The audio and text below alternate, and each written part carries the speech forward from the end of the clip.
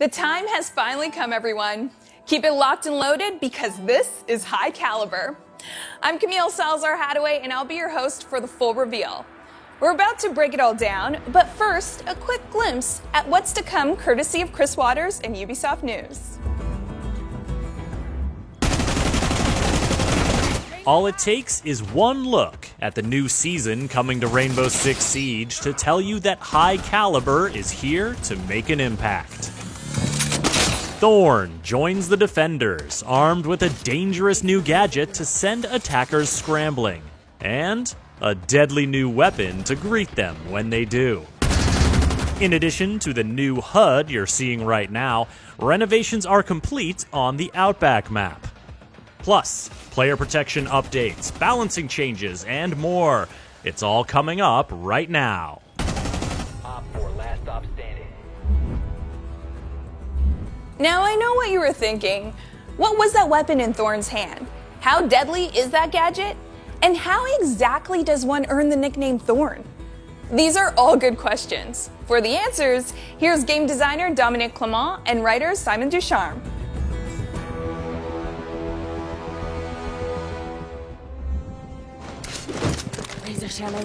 The Thorn's gadget is called the Razor Bloom shell. It's a sticky device that you can throw pretty much everywhere on the map, and it's going to stick on pretty much any surfaces. It's a device that once an attacker walks within the activation radius, will trigger a time detonation. During that timer, the attacker will be forced to make a decision to either keep pushing, fall back, or try to find it and destroy it. We wanted to kind of iterate on the idea of a trap operator, a trap gadget. A lot of the gadgets that we have right now that are trap are pretty, I'd say, binary. So either you walk into them and you get the effect, or you don't. So with this gadget, we wanted to kind of see what happens if you give the players a bit more time to react, and you give them a couple options. Imagine you have the device that is stuck on the doorway. And you're an attacker and you're ready to push the doorway. And as you cross the doorway, you activate the device. You have really 4 options that you can really do. The first one is you keep pushing, which is risky because hopefully you know that there's nobody playing around the gadget to kind of catch you. The second option is to fall back. Obviously, you're safe, but you've given away your position. And the third option is that if you're fast, you can try to locate it and destroy it before it detonates. And the fourth option, which is, you accept your fate and you stay there and you take the full damage, which is hopefully not your best option. With this device, it really creates this panic moment, this moment where you really need to make a decision. You hope that it's the right decision. So when it comes to designing the look of the device, it's something that starts very early in the production of the operator. The device is very mechanical, very engineered, very high-tech to get away from something that's maybe a bit more handmade. So Thorn's loadout is quite unique because we're introducing a brand new weapon, the UZKGI. If you don't recognize the name, it's normal because it's completely custom-made here in-house by our team. It's a small SMG, but don't get fooled by the small size of the weapon because it really packs a punch. It's chambered in 50 cal, so it really hits hard. It's a low fire rate, but it can really deal some damage. It will create quite a lot of destruction.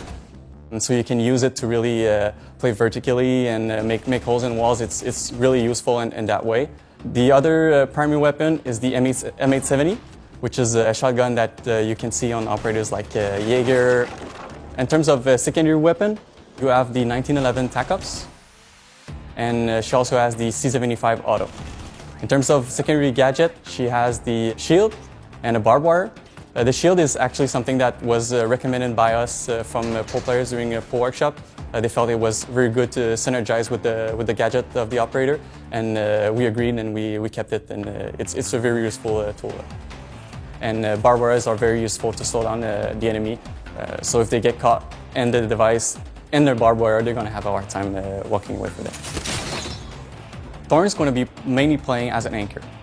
She's very useful close to choke points. You want to have Thorn playing around her gadget because that's where she's the most deadly, and she's going to be super useful to slow down the attack. Where Thorn shines is where you play with your gadget. When they trigger it, they're going to be panicking. They're going to be running away, running forward. So it's the ideal moment to really utilize this confusion and this panic. What works really well with Thorn is operators like Clash, Lucy, Legion. These types of operators that really help you slow down the attackers. Clash can actually, bait the attackers into the device and then use our electric shock to slow down the attackers and kind of get them stuck into the danger zone. The main counters for Thorns is your classic anti-utility operators. So you have Thatcher, and you also have Twitch and Zero, which can use their cameras and drones to locate the device and destroy it with their lasers. IQ, obviously, super useful to spot the device and tell your teammates that, oh, there's a razor bloom shell on that doorway or in that area of the map.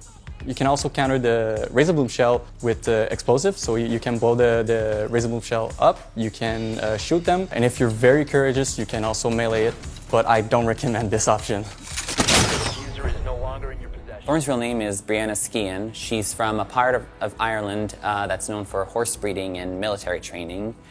Growing up on her family's farm, she learned the value of hard work and determination because she always had to outperform her 4 older brothers who never made anything easy for her. And the first chance that she got, she followed the horses and joined the Garda. So Thorn is an elite tactical specialist and a weapons expert, and she's also the newest recruit to Cavera's team. She's worked with horses, been in mounted police during her police work, and her specialty is actually emergency response. She's always the first to wake up, she's always working out, she loves to challenge herself, and that's why she's so jacked. She actually redesigned her unit's obstacle course because she thought it was too easy. So Thorn is a sort of anti-bully figure, I would say. She doesn't take any nonsense from anyone, not from her brothers when she was little, not in her work today, and she really operates with the mindset that if you mess with her, you're gonna get hurt. My turn. Thorn's name and Thorn's gadget, the razor bloom shell, kind of come hand in hand with the same concept. Mira actually designed the razor bloom after getting to know Thorn, because she always talks about stories of her brothers trying to take stuff from her and her fighting back. If you try to take things that aren't yours, she's gonna fight back, and sometimes with sharp things. You located a bomb. High Calibre is taking us back to the Outback, and Jeremy Doucet is here to talk about the map rework in detail. As long as they didn't remove the shark, it's fine by me.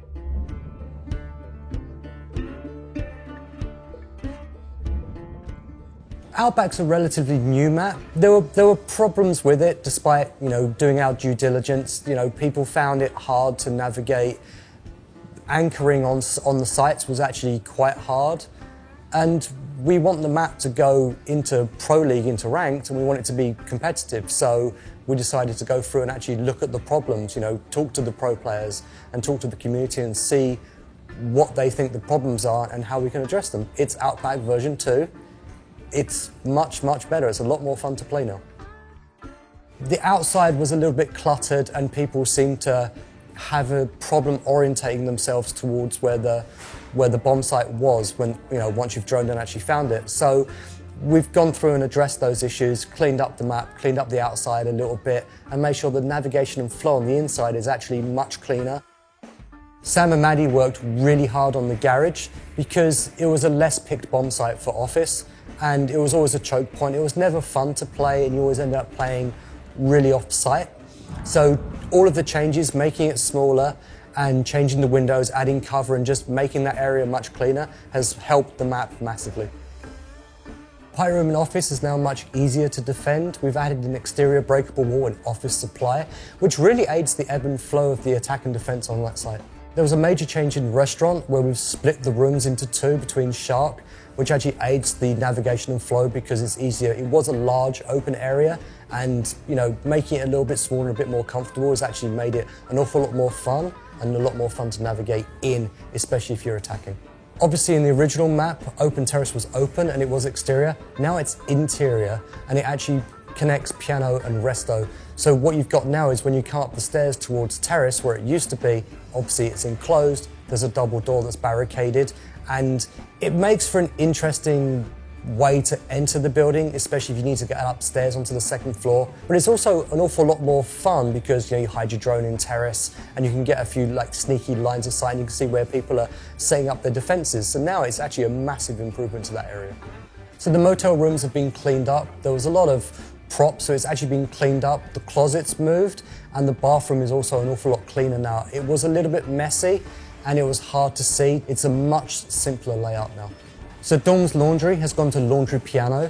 Even though it's a relatively small change, it hasn't moved massively. It means it's easier to defend. The roamers have an easier time because it's easier to navigate for the flow. So it's actually made the site an awful lot more fun. There's always a few choke points into that thing and people will just anchor in the corner and just spray the walls. So cleaning it up and actually moving the site has improved that area massively. With the windows being moved, tweaked, and we have removed quite a few windows from the map, it actually is an awful lot more comfortable. You can anchor on the bomb sites. You can roam much easier as well. Going through and fixing these problems one by one, and as the map gets better and better and better, the play sessions get more and more fun. That's always the best thing to see, is when everyone's having fun, because if we're having fun, I know the community's gonna have fun. Next up, we're checking in with David Perpignan from Ubisoft Barcelona to talk about some balancing updates, including impactful changes to Finca's Adrenal Surge.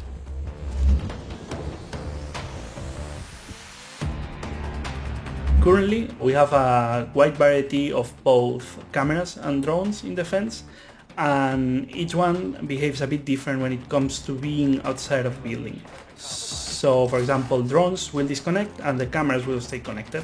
What are the main changes? We've defined the same set of rules for drones and cameras. This means that if drones get outside of the building, they will lose its connection after a few seconds, and cameras will behave in the same way. This is affecting Black Eyes, Bulletproof Camera, and also Maestro Evil Eyes.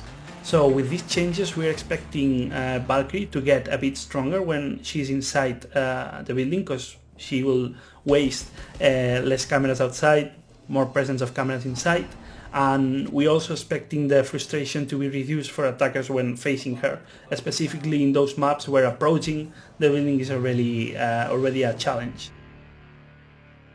We also have a secondary issue that is related to Zero's Argus cameras and Valkyries. Currently it takes a lot of time to get access to the camera right after deployment, and this is something that we want to fix.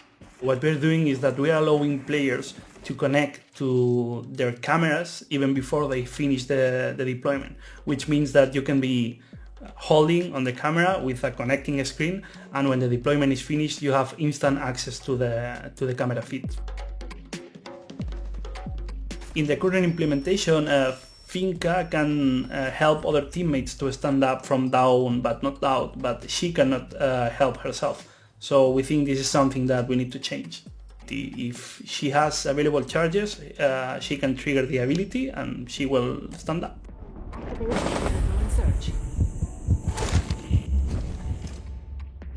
Okay, how many of you have filed a report on R6 Fix? Played the test server? If you have, your contributions have been invaluable to the team, and there are some big improvements coming. For more, here's test server associate producer Deanna Stanley.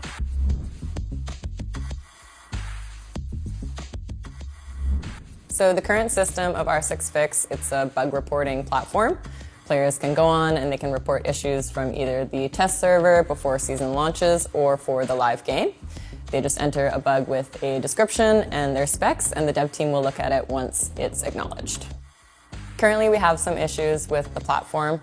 So we know it doesn't always look active, and we hear from users that there's not a lot of trust in the platform right now. There's a lot of search issues, there's problems with ticket management, duplicates, and there's a general lack of clarity on how the platform works.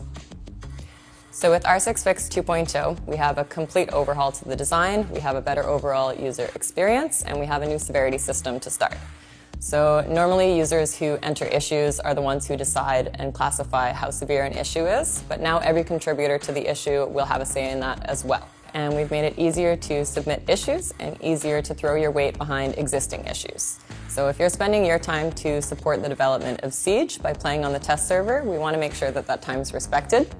It's also why we added the possibility for our devs to discuss with players directly in the comment section of their tickets. So it's going to give them better visibility. They'll be able to receive updates on how the fixes are going. We also made it easier for users to search for issues, so it'll be easier to avoid duplicates, for example. We have added a notification system, so users will be able to track any updates to their tickets as well as resolutions. And we hope that this will encourage players to use this, as having this central hub is the fastest way that we can address an issue. So good news for console players, our 6fix 2.0 is mobile friendly, so we want to make sure it's more accessible to our console players since their feedback is just as important to us. It's going to make it more accessible. They can upload photos directly from their phone, and overall it should be a better experience for our console users. This is definitely the best way to reach out to our devs. It's why we opened this direct line of communication. We want to encourage people to use this channel. It's the fastest way, for sure, for us to see an issue. We're altering the structure of the test servers a little. We know that different players come to the test server for different reasons. Just because you're coming to check out a new operator, it doesn't necessarily mean you want to try out content that's still in the early development stages. So now content's going to be split into more focused testing periods. First, we have our season reveal. The day after the season reveal, we're going to put our seasonal content on the test server. That's going to be only content that's releasing with the season. After that, the season will launch, and the next up will be our new lab test server.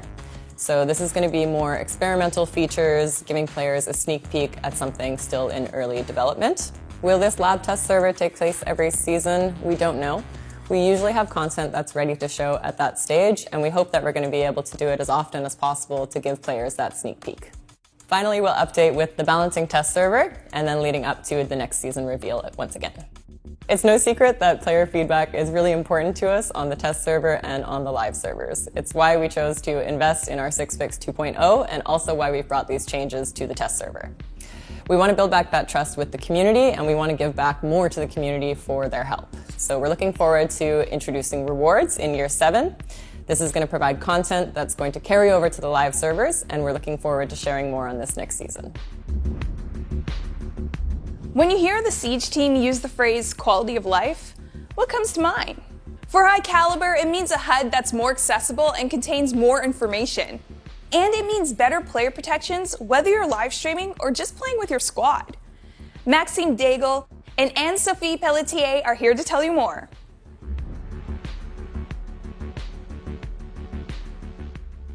The current HUD has a few issues, one of which is that the game has changed a lot in the past few years. Unfortunately, the HUD remained pretty much the same. We've also looked at the future operators and the ambitions of the team, and there's a real need for a reshuffle of information we're showing. You might not know this, but Siege's UI is based on Flash. And internally, we created a new tool called Phoenix. Basically, is faster, it's easier to work with, more future-proof. It's the perfect time for a rework of the HUD.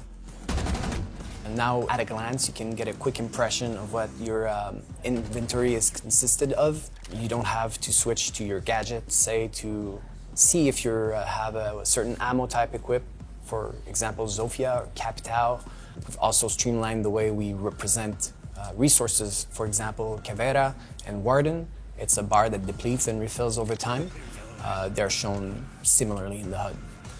We also separated cooldowns from resources. For example, Clash has both. She has a resource bar for her electricity, but also the cooldown in between the shots that she can fire. We removed all the text in favor of icons, so we're way more specific in the icons. So if you're deploying an ADS, now the icon will show an ADS being deployed. If you're picking up a frost mat, that's the icon you will see. Last but definitely not least is the compass. It's now central to the HUD. Now the compass, for whatever's in front of you, is divided into 3 parts. You have what's above you, what's on the same level as you are, and what's under you.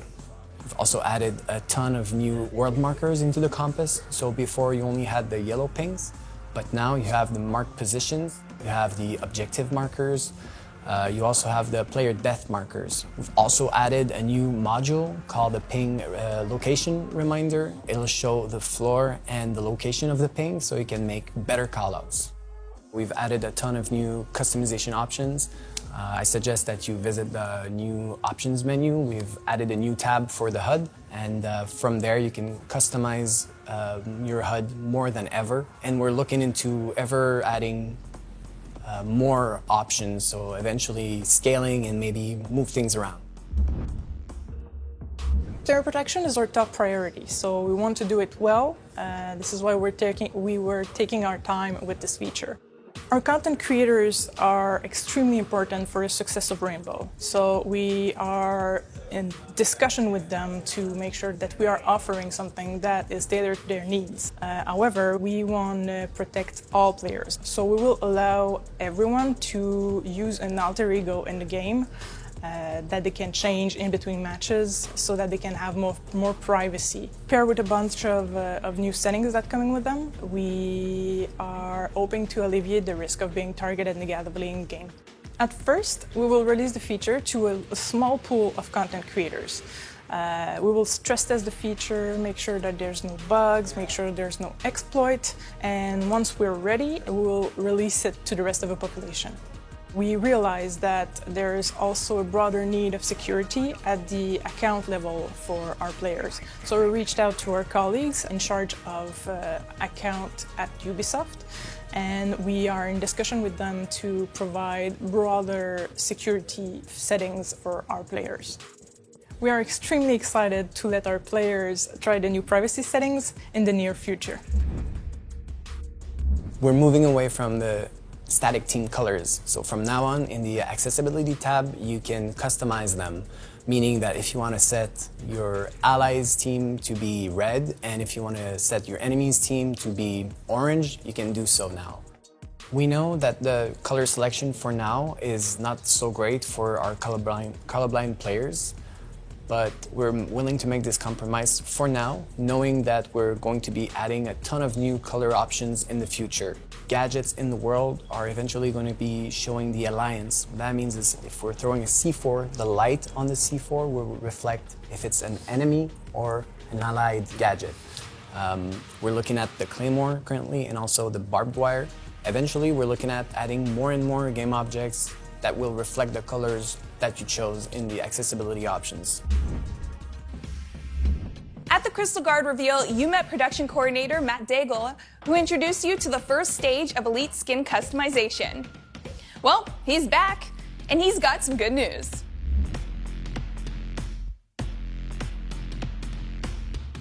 Hey, it's me again. Firstly, thank you so much for all your Elite 2.0 combinations. It's been a blast watching social media explode with all the awesome and unique creations. So as we teased in the previous season with customizable headgears and uniforms, I'm excited to announce that this season we're fully ready to release the Elite 2.0 complete package. You'll be able to customize between your ability skins, your victory dances, and your customizable op cards.